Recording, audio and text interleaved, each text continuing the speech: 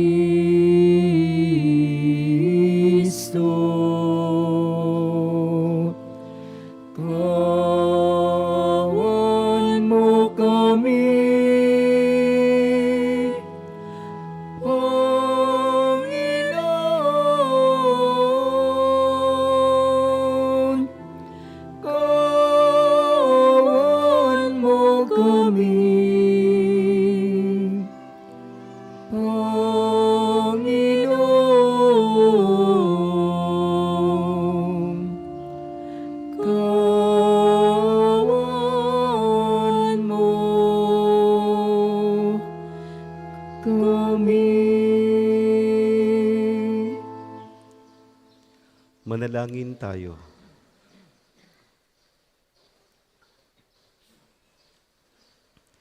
Ama naming makapangyarihan, ipagkaloob mong maitaguyod ang sanlibutan sa matiwasay na pag-iral, ayon sa layunin mo para sa aming kapakanan, sa pagsamba sa iyo ng may panatag sa kalooban, sa pamamagitan ni Jesucristo, kasama ng Espiritu Santo, magpasawalang hanggan.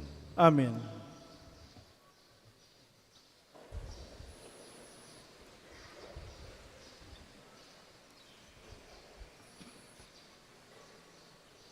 Pagbasa mula sa aklat ni Sirach. Papurihan naman natin ngayon ang ating mga ninuno, ang mga lalaking natanyag noong kani-kanilang panahon. Meron namang hindi na natatandaan ninuman, at lubusan ng naglaho ang kanilang pangalan. Para silang hindi nagdaan sa daigdig na ito, at gayon din ang nangyari sa kanilang mga angkan. Narito ang talaan ng mga lalaking tunay na may takot sa Diyos. Ang kanilang ginaway hindi pa nalilimutan. Patuloy na mamanahin ng kanilang mga inapo ang kanilang magandang pangalan. At ito ang kanilang magiging mahalagang kayamanan. Dahil sa tipan sa kanila ng Panginoon, nanatiling matatag ang kanilang angkan.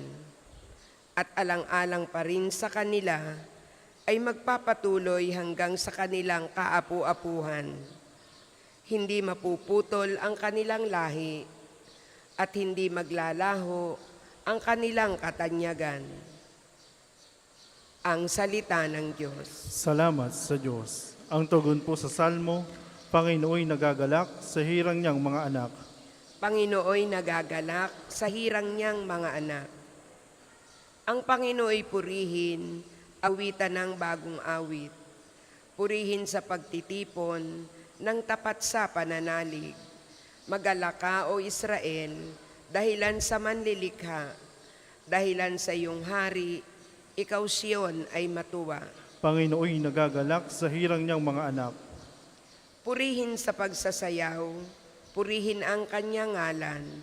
Alpat tambol ay tugtugin, at siya ay papurihan. Panginooy nagagalak sa kaniyang mga hirang, sa nangagpapakumbabay, tagumpay ang ibibigay. Panginooy nagagalak sa hirang niyang mga anak. Sa tagumpay na natamo, magalak ang mga hirang, sa kanilang pagpipista ay magsaya't mag-awitan. Sa pagpuri sa Panginoon ay bayaang magsigawan. Ang tatanggap ng tagumpay ay ang kanyang mga hirang. Panginooy nagagalak sa hirang niyang mga anak. Magsitayo po ang lahat.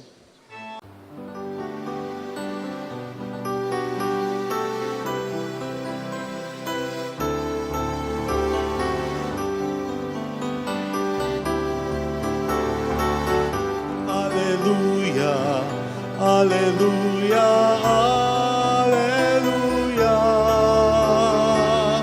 Alleluia, alleluia, alleluia, alleluia. Alleluia, alleluia, alleluia. Alleluia, alleluia, alleluia, alleluia.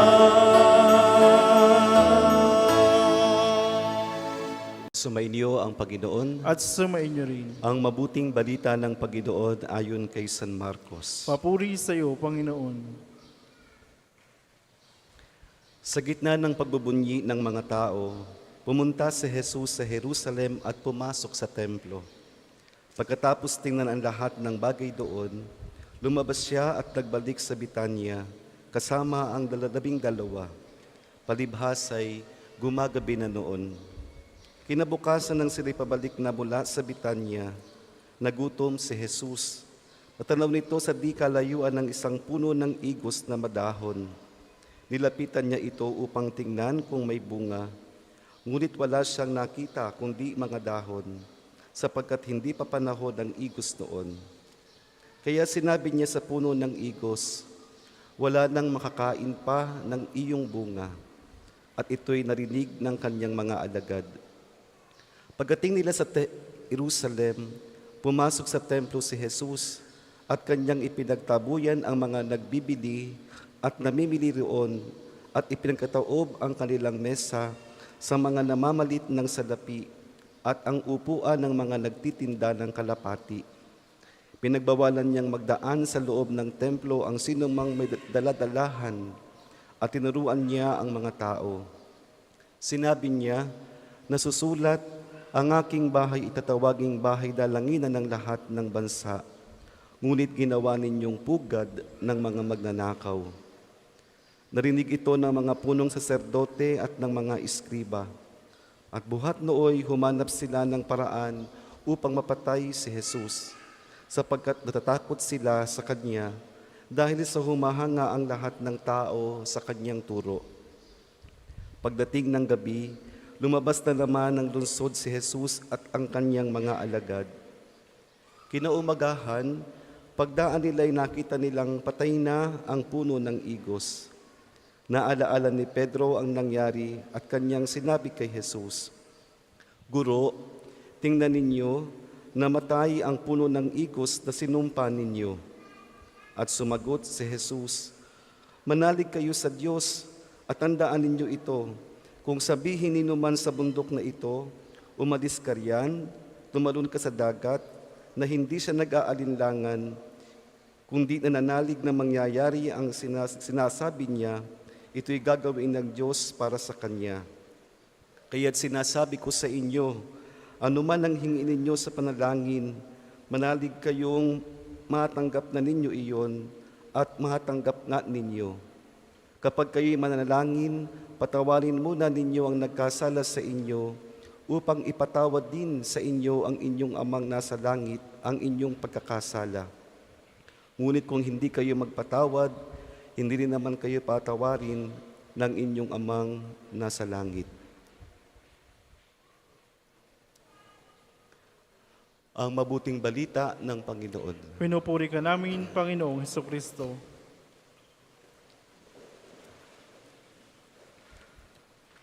Kadalasan sinasabi ng mga magulang sa kanyang anak, "Anak, ikaw ay magtapos ng pag-aaral, ikaw ay magsikap, at nang ikaw ay magkaroon ng magandang trabaho." Pero kung atin pong titingnan, mas lalo sigurong mas maganda kung ang ating sasabihin sa ating mga anak, "Anak, ikaw ay magsikap sa iyong buhay, magtapos ka ng iyong pag-aaral, at nang ikaw ay makapagbigay ng trabaho." Hindi lamang siya yung magkaroon ng trabaho, kundi siya din ay makapagbigay ng trabaho. Bakit ko po nababanggit? Sapagkat sa Ebanghelyo na atin pong napakinggan sa ating misang ito, napansin ni Jesus yung puno ng igos na malago ang mga dahon. Pero nung kanyang nilapitan, ay wala itong bunga.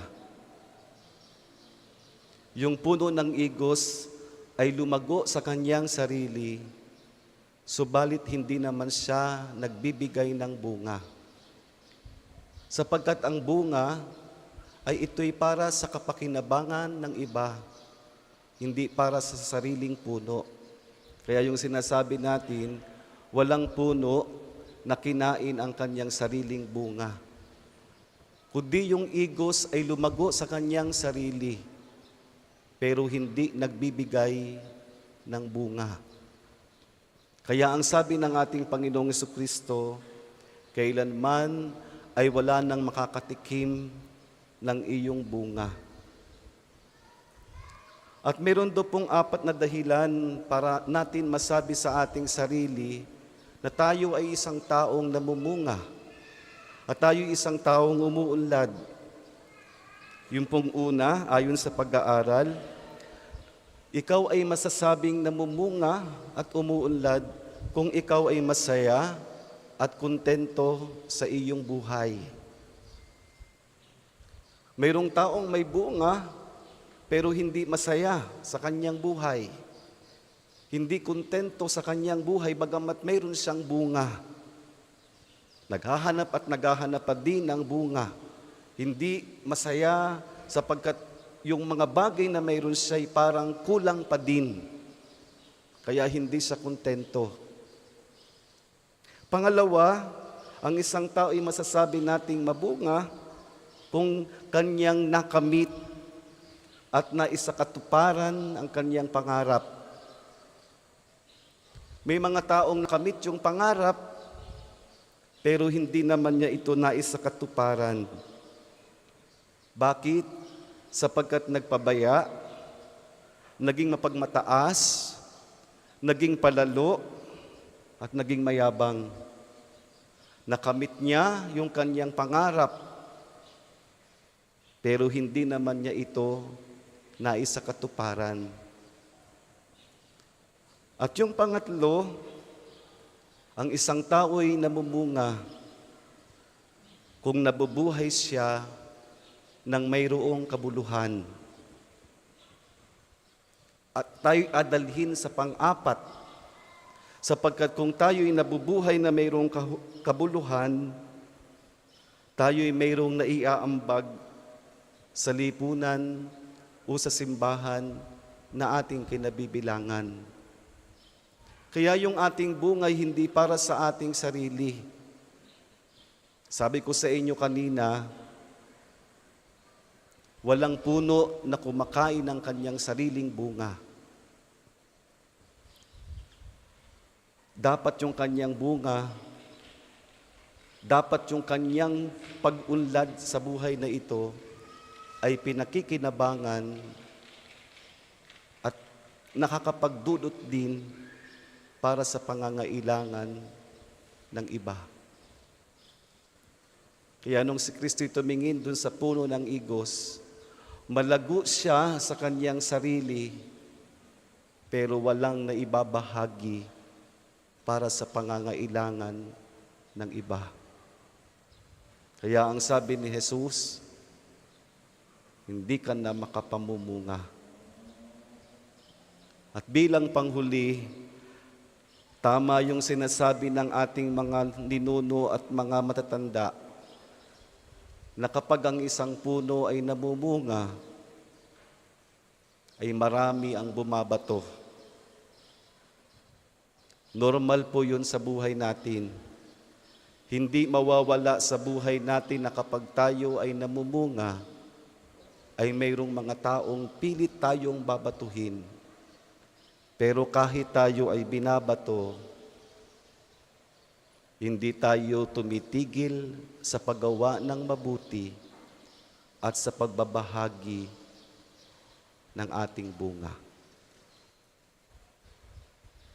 Kaya muli po, sana ang sabihin natin sa ating mga anak, anak, magsikap ka sa iyong pag-aaral.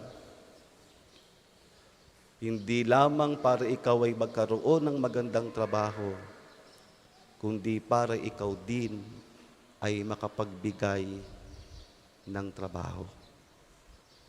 Kaya mapalad po sa inyo yung mga nakakapagbigay ng trabaho, lalo't higit sa mga dukha, sa ipagkat na ibabahagi ninyo sa iba ang inyong bunga.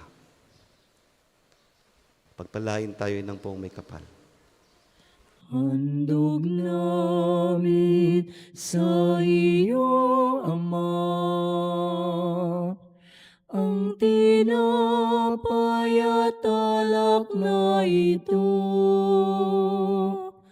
Handog ng bayang umasa, sumasambat nagmamahal sa'yo.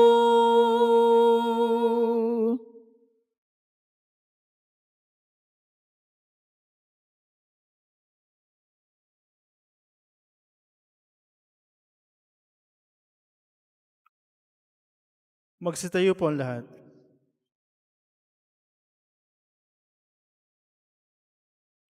Manalangin kayo mga kapatid upang itong ating paghahain ay kalugdan ng Diyos Amang makapangyarihan. Tanggapin nawa ng Panginoon itong paghain sa iyong mga kamay, sa kapurihan niya at karangalan, sa ating kapakinabangan at sa buong sambayan niyang banal. Ama naming lumikha, ipinagkakaloob mo ang mga dapat ialay upang aming sambahin ang iyong ngalan. Kaawaan mo kami at pagbigyan upang ang iyong kaloob para kami makapaghain ay mapakinabangan bilang pagpapala mo sa amin. Sa pamamagitan ni Jesucristo, kasama ng Espiritu Santo, magpasawalang hanggan. Amen. Sumainyo ang Panginoon. At sumainyo rin. Itaas sa Diyos ang inyong puso at diwa. Tinaas na namin sa Panginoon. Pasalamatan natin ang Panginoong ating Diyos. Marapat na siya'y pasalamatan. Ama naming makapangyarihan, tunay ngang marapat na ikaw ay aming pasalamatan. Ikinalugod mong likhain ang sanlibutan na iyong pinagbabago at idinarangal sa pamamagitan ng iyong anak na kinalulugdan. Kaya't utang na loob ng iyong mga itinatangi at ng mga banal na kapiling mong lagi ang iyong paggiliw at pagkakandili. Kaya kaisa ng mga anghel na nagsisiawit ng papuri sa iyo nang walang humpay sa kalangitan, kami ay nagbubunyi sa iyong kadakilaan.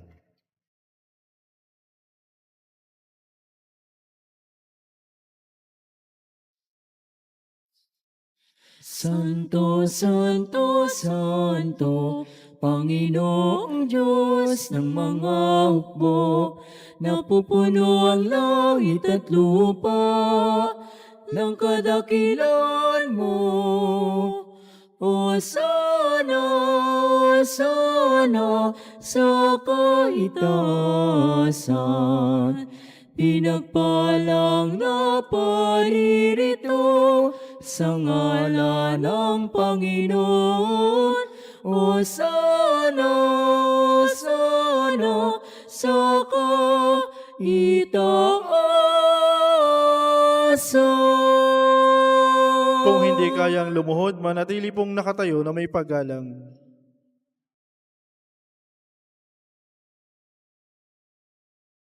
Ama naming banal, ikaw ang bukal ng tanang kabanalan, kaya't sa pamamagitan ng iyong Espiritu, gawin mong banal ang mga kaloob na ito, upang para sa aming maging katawan at dugo ng aming Panginoong Hesu Kristo.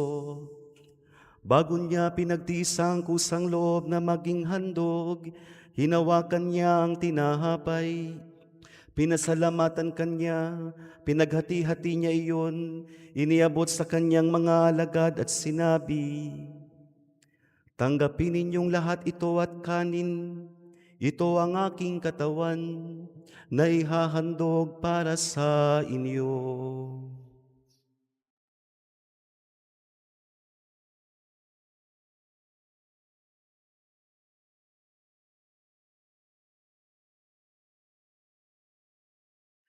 Gayon din naman nung matapos ang hapunan, hinawakan niya ang kalis.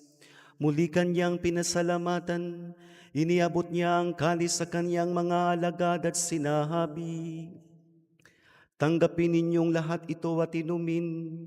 Ito ang kalis ng aking dugo, ng bago at walang hanggang tipan.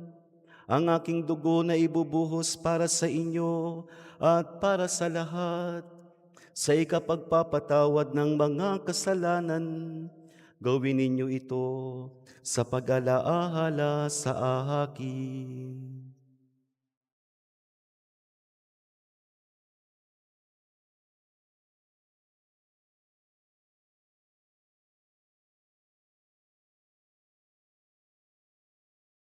Ipagbunyi natin ang misteryo ng pananampalataya. Sa krus mo't pagkabuhay, kami natubos mong tunay. Pong Jesus, naming mahal, iligtas mo kaming tanan, ngayon at magpakailanman. Ngayon at magpakailanman. Ama, ginagawa namin ngayon ang pag-alaala sa pagkamatay at muling pagkabuhay ng iyong anak. Kaya't iniaalay namin sa iyo ang tinapay na nagbibigay buhay at ang kalis na nagkakaloob ng kaligtasan. Kami nagpapasalamat dahil kami ay iyong minarapat na tumayo sa harap mo para maglingkod sa iyo. Isinasamo namin kaming magsasalo-salo sa katawan at dugo ni Kristo'y mabuklod sa pagkakaisa sa pamamagitan ng Espiritu Santo. Alalahanin mo din ang mga kapatid naming nahimlay na may pag-asang sila'y muling mabubuhay, gayon din ang lahat ng mga pumanaw. Kaawaan mo sila at patuloyin sa iyong kaliwanagan. Kaawaan mo at pagindapatin kaming lahat na makasalo sa iyong buhay na walang wakas. Kaisa ng mahal na Birheng Maria na ina ng Diyos, ni San Jose na kanyang kainis-linisang esposo, kaisa ng mga apostol at ang lahat ng mga banal na namuhay dito sa daigdig ng kalugod-lugod sa iyo. Maipagdiwang nawa namin ang pagpupuri sa ikararangal mo sa pamamagitan ng iyong anak na aming Panginoong Hesukristo. Sa pamamagitan ni Kristo, kasama niya at sa Kanya, ang lahat ng parangal at papuri ay sa iyo, Diyos Amang makapangyarihan.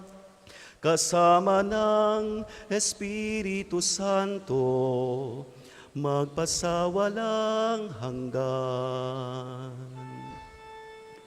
Amen, Amen, Amen. Amen. Amen, Amen, Amen. Amen.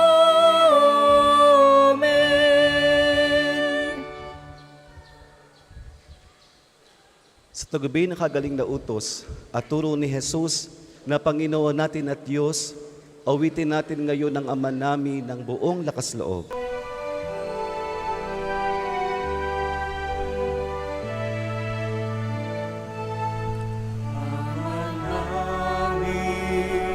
Sumasalangit ka, sambahin ang ngalan mo. Mapasa amin ang kaharian mo, sundin ang loob mo. Dito sa lupa, parang sa langit, bigyan mo po kami ngayon ng aming kakanin sa araw-araw at pagnawarin mo kami sa aming mga sala para na pagpapatawad namin sa nagkakasala sa amin. At huwag mo kaming ipahintulot sa gusto, at iadya mo kami sa lahat ng masama. Hinihiling naming kami iadya sa lahat ng masama, pagkalooban ng kapayapaan araw-araw, iligtas sa kasalanan at ilayo sa lahat ng kapahamakan, samantalang aming pinanabikan ang dakilang araw ng pagpapahayag ng tagapagligtas naming si Jesucristo. Sapagkat iyong kaharian at ang kapangyarihan at ang kapurihan magpakailanman. Amen. Panginoong Jesucristo, sinabi mo sa iyong mga apostol, kapayapaan ang iniiwan ko sa inyo, ang aking kapayapaan ang ibinibigay ko sa inyo. Tunghayan mo po ang aming pananampalataya at huwag ang aming pagkakasala. Pagkalooban mo kami ng kapayapaan at pagkakaisa ayon sa iyong kalooban, kasama ng Espiritu Santo magpasawalang hanggan. Amen. Ang kapayapaan ng Panginoon ay laging sumainyo. At sumainyo rin. Magbigayan kayo at maghangad ng kapayapaan sa isa't isa. Kordero ng Diyos na nag-aalis ng mga kasalanan sa libutan, maawa ka sa amin. Kordero ng Diyos na nag-aalis ng mga kasalanan sa libutan, maawa ka sa amin. Kordero ng Diyos na nag-aalis ng mga kasalanan sa libutan, ipagkaloob mo sa amin ng kapayapaan. Kung hindi kayang lumuhod, manatili pong nakatayo na may paggalang.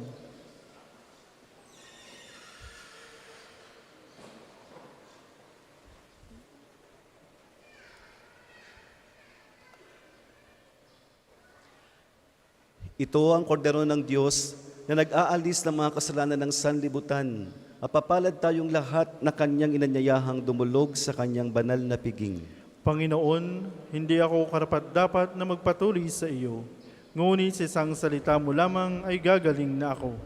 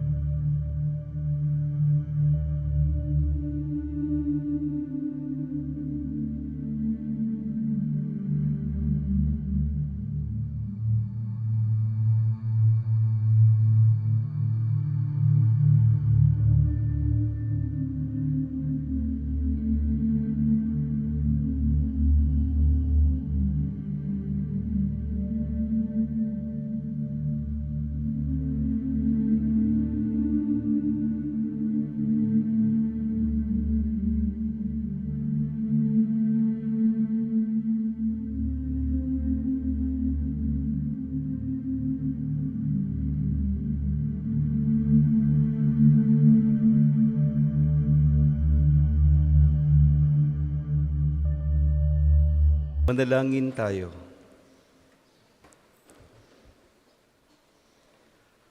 Ama naming mapagmahal, kaming iyong pinakinabang ay iyong kaawaan, upang ang aming pinagsaluhan ay magdulot ng aming pakikilahok sa iyong buhay na hindi matatapos. Iniluluhog namin ito sa pamamagitan ni Hesukristo, kasama ng Espiritu Santo, magpasawalang hanggan. Amen.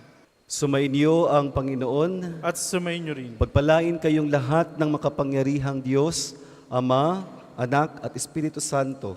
Amen. Tapos na ang ating banal na pagdiriwang, humayo kayo, taglay ang pag-ibig at kapayapaan. Salamat sa Diyos.